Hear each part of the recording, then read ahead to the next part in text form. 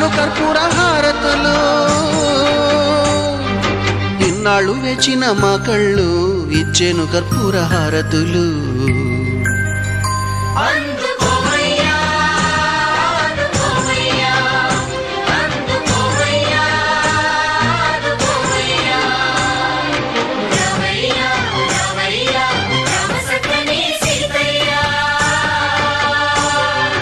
రావయ్యా రావయ్యా రామ సక్కని సీతయ్య.